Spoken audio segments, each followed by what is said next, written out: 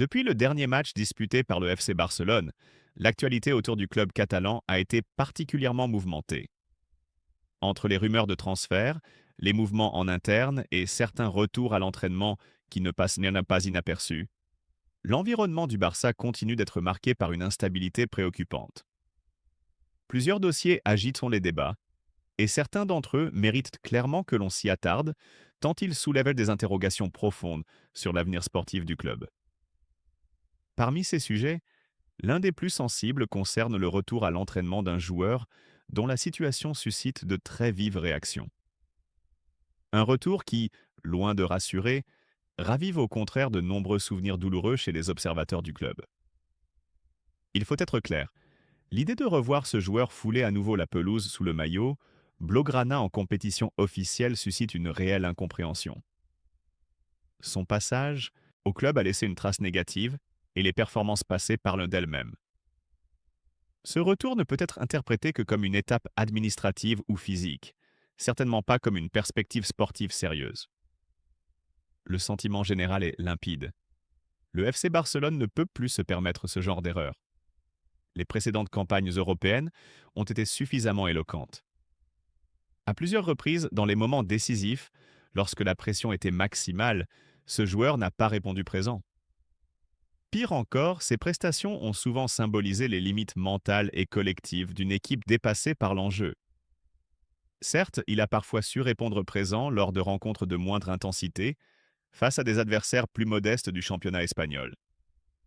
Mais ces performances isolées ne peuvent masquer une réalité bien plus inquiétante. Dès que le niveau s'élève, dès que le contexte devient exigeant, les mêmes carences ressurgissent. Et à ce niveau, au FC Barcelone, ce type d'irrégularité n'est tout simplement pas acceptable. Le constat est donc sans appel. Le club a besoin de joueurs capables d'assumer la pression des grandes compétitions, des joueurs dotés d'un mental à la hauteur de l'institution qu'ils représentent. Or, à ce jour, tout indique que ce profil ne correspond pas à celui du joueur en question. Les attentes sont trop élevées, l'exigence trop forte et les précédents trop nombreux pour espérer un changement radical. Cependant, dans ce contexte parfois pesant, certaines informations plus encourageantes viennent apporter un peu d'optimisme. Parmi elles, les rumeurs persistantes autour d'une possible arrivée de João Cancelo retiennent particulièrement l'attention. Un dossier suivi de près depuis plusieurs mois et qui pourrait, s'il venait à se concrétiser, répondre à un véritable besoin structurel de l'effectif. Le poste de latéral, qu'il s'agisse du côté droit ou du côté gauche, demeure l'un des chantiers majeurs du Barça. L'apport d'un joueur polyvalent, expérimenté et techniquement fiable pourrait considérablement renforcer l'équipe et offrir davantage de solutions tactiques à l'entraîneur. Une telle arrivée représenterait non seulement un renfort sportif immédiat, mais aussi un signal fort envoyé quant aux ambitions du club pour la suite de la saison. Les interrogations ne s'arrêtent évidemment pas là. Lorsqu'on observe le rendement de certains joueurs actuellement en place, des doutes persistent, notamment concernant la régularité de Jules Koundé.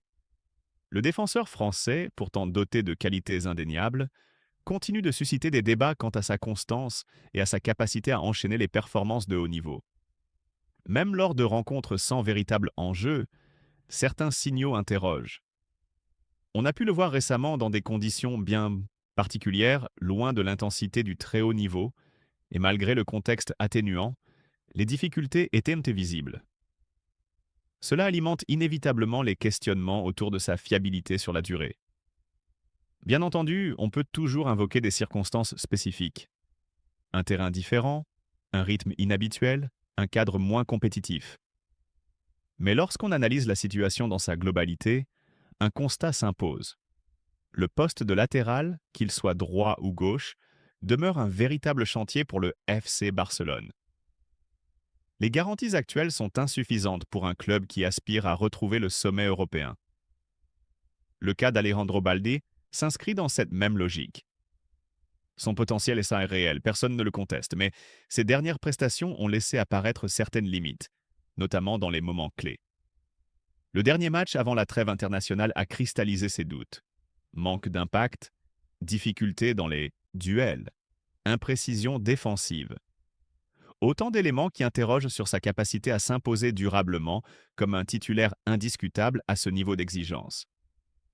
C'est précisément pour cette raison que l'éventualité d'une arrivée de João Cancelo prend tout son sens.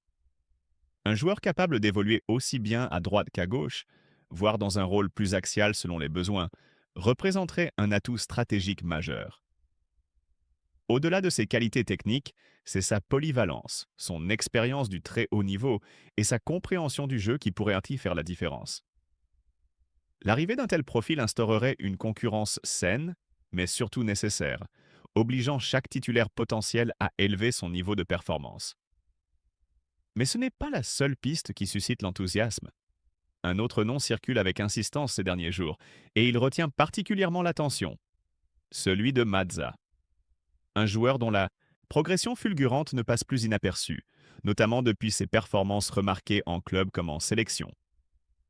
Suivre son évolution, c'est constater l'émergence d'un profil rare. Malgré son jeune âge, à peine 19 ans, il affiche une maturité de jeu impressionnante. Sa lecture des situations, son intelligence tactique et sa capacité d'adaptation forcent le respect.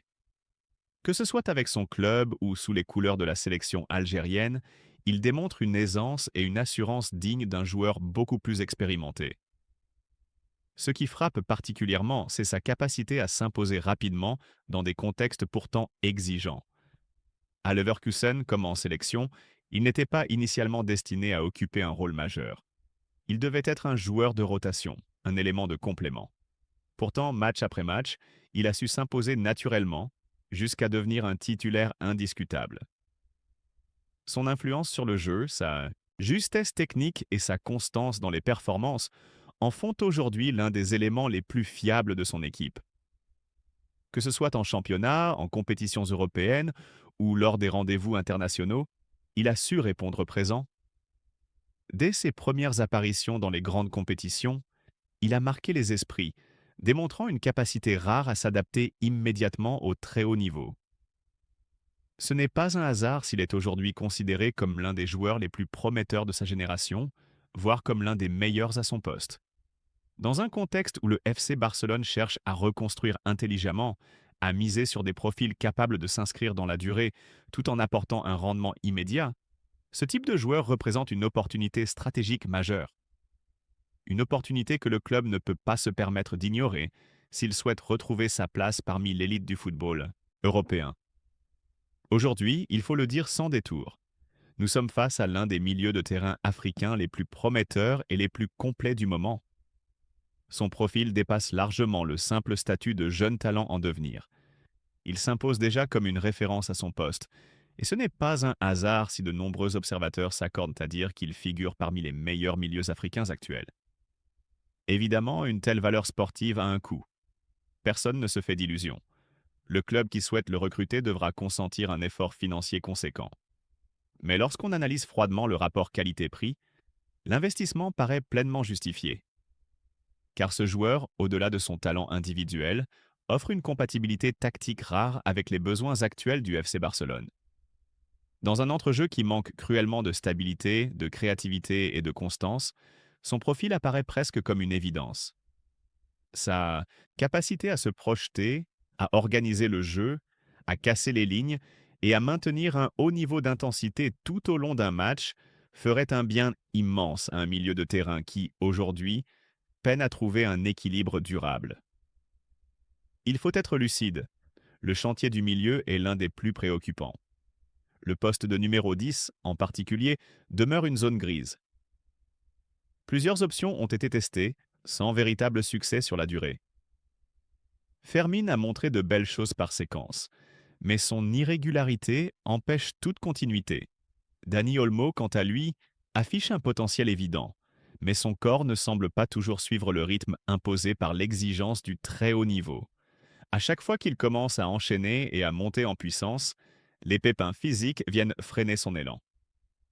Les jeunes issus du centre de formation, aussi prometteurs soient-ils, manquent encore de maturité pour assumer ce rôle clé dans les grands rendez-vous. Ils peuvent dépanner, apporter de l'énergie, mais difficilement porter la responsabilité de l'animation offensive d'un club comme le Barça sur la durée. Et c'est précisément là que le bas blesse. Lorsque le joueur occupant ce poste est en difficulté ou absent, l'équipe donne l'impression d'évoluer à 10, tant l'impact de ce rôle est déterminant dans le système de jeu. Dans ce contexte, l'hypothèse d'un repositionnement de certains profils existants mérite réflexion.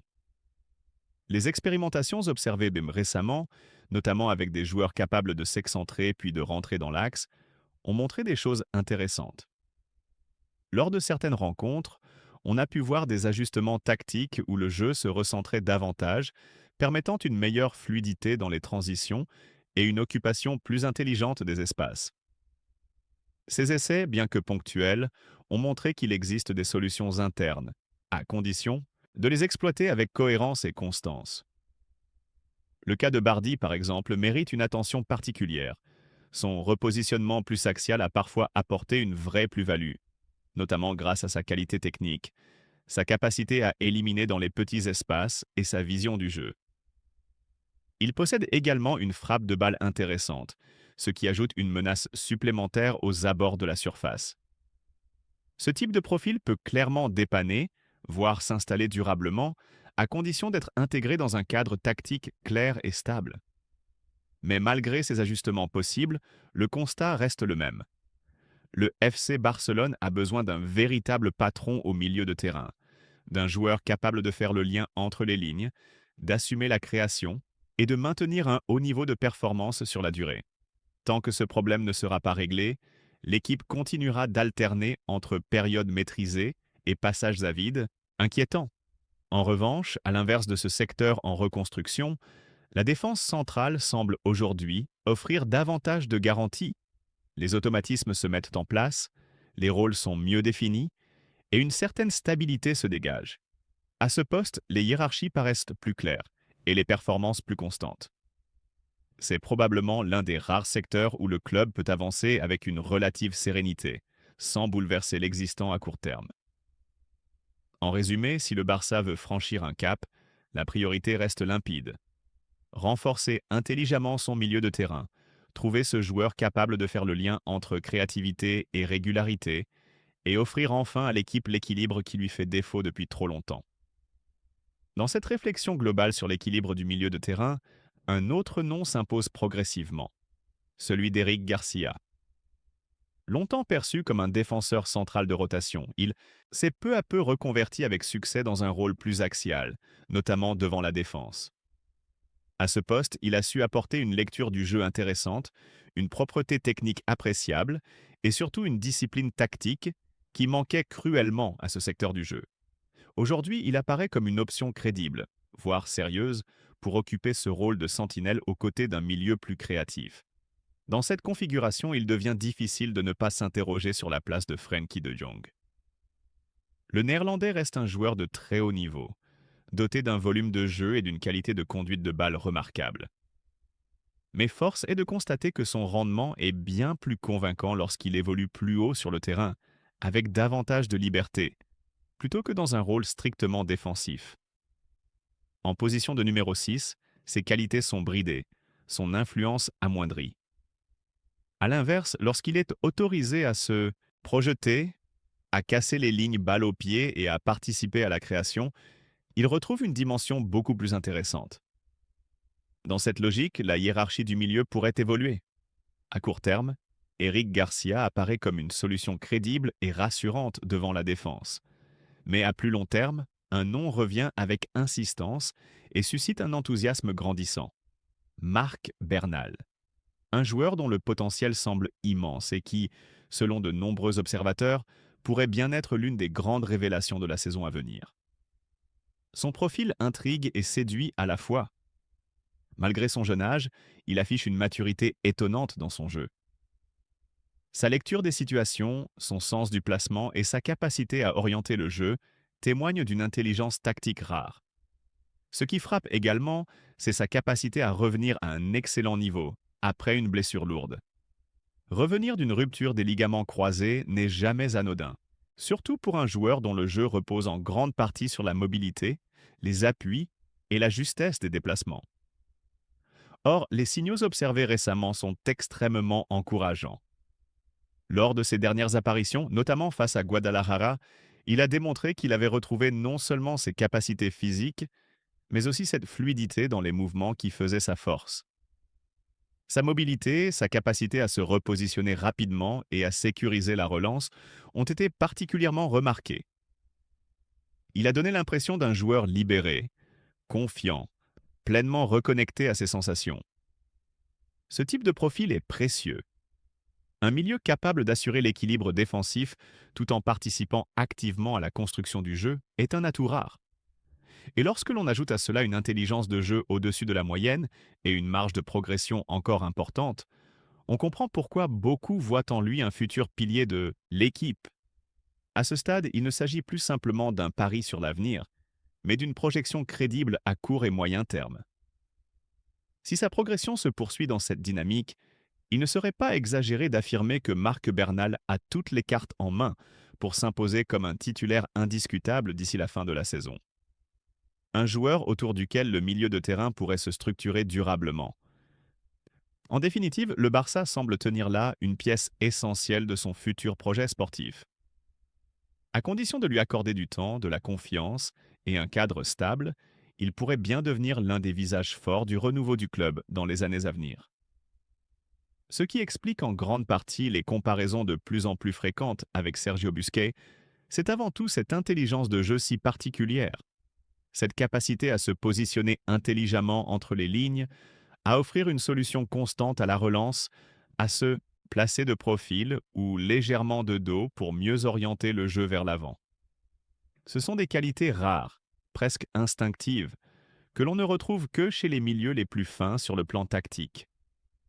Il ne s'agit pas simplement de récupérer le ballon, mais de savoir quoi en faire immédiatement, sous pression, dans des zones où la moindre erreur se paye cash. Ce qui impressionne le plus, c'est cette aisance à se retourner malgré le pressing adverse, à éliminer un premier rideau de pression par un simple contrôle orienté ou un demi-tour parfaitement exécuté. Cette faculté à sortir proprement le ballon, à créer un décalage dès la récupération, est précisément ce qui différencie un bon milieu d'un milieu d'élite. Et c'est là que l'on comprend pourquoi certains haussent déjà la comparaison avec les plus grands spécialistes du poste. Son entrée en jeu face au Betis Séville a été, à ce titre, particulièrement révélatrice. Dès ses premières touches de balle, on a senti un joueur sûr de lui, calme, lucide, capable d'imprimer un tempo et d'apporter de la sérénité à l'ensemble du bloc. Ce type de performance, dans un contexte où la pression était réelle, en dit long sur la maturité du joueur. Et lorsqu'on parle de milieu défensif, ce sont précisément ces détails qui font toute la différence. Il faut aussi souligner à quel point ce poste est souvent sous-estimé. Pourtant, il constitue le véritable cœur d'une équipe. Personnellement, j'ai toujours eu une admiration profonde pour ce rôle, peut-être parce qu'il demande une intelligence du jeu supérieure à la moyenne. Ce n'est pas un poste spectaculaire au premier regard, mais c'est souvent lui qui conditionne l'équilibre de toute une équipe. C'est d'ailleurs pour cette raison que certaines distinctions individuelles, comme celles attribuées à des profils à la Rodri, ne me surprennent absolument pas. Un milieu capable de récupérer, d'orienter, de temporiser et de casser des lignes par la passe ou la conduite est une pièce maîtresse du football moderne. Ce type de joueur provoque une émotion particulière chez l'observateur attentif. Une récupération suivie d'un geste juste, d'une projection intelligente vers l'avant, peut être aussi jouissive qu'un but. C'est ce genre d'action, subtile mais décisive, qui fait se lever les amateurs de jeu bien construits. Et c'est précisément ce que l'on a pu entrevoir lors de l'entrée en jeu de Bernal. Une capacité à transformer une phase défensive en opportunité offensive en un seul geste. C'est pourquoi son intégration progressive apparaît comme une évidence. Il ne s'agit pas de le brûler ou de lui confier immédiatement toutes les clés, mais de l'inscrire dans une montée en puissance cohérente. L'idée serait de lui offrir du temps de jeu dans des contextes maîtrisés, de lui permettre de s'exprimer sans pression excessive, tout en préparant le terrain pour un rôle plus central à moyen terme. Dans cette optique, la gestion de l'effectif devient déterminante. L'idée serait de sécuriser les matchs, de créer les conditions idéales pour pouvoir faire entrer un joueur comme Bernal dans le dernier tiers de la rencontre, lorsque le tempo baisse légèrement et que son intelligence de jeu peut faire la différence. C'est à ce moment-là qu'il peut véritablement s'exprimer et continuer à engranger de la confiance. Bien entendu, cela suppose également que les cadres répondent présents. La responsabilité incombe aux titulaires d'imposer un rythme, de faire la différence et de permettre au collectif de se mettre à l'abri. C'est dans ce contexte que certaines options offensives doivent être évaluées avec lucidité. Les choix devant, qu'il s'agisse d'un attaquant axial ou d'une alternative plus mobile, devront avant tout servir l'équilibre global de l'équipe. L'objectif reste clair: bâtir un 11 cohérent, capable de contrôler les matchs, d'imposer son tempo et d'offrir à ses jeunes talents les meilleures conditions pour s'exprimer. Si cette alchimie se met en place, alors le Barça pourra envisager la suite avec ambition et sérénité. Quoi qu'il en soit, l'attente est forte. Le retour de la compétition est toujours un moment particulier, et l'envie de retrouver cette équipe sur le terrain est bien réelle. Les prochaines rencontres seront riches d'enseignements et elles permettront de mesurer la progression collective comme individuelle. Une chose est sûre, le potentiel est là et il ne demande qu'à être pleinement exploité.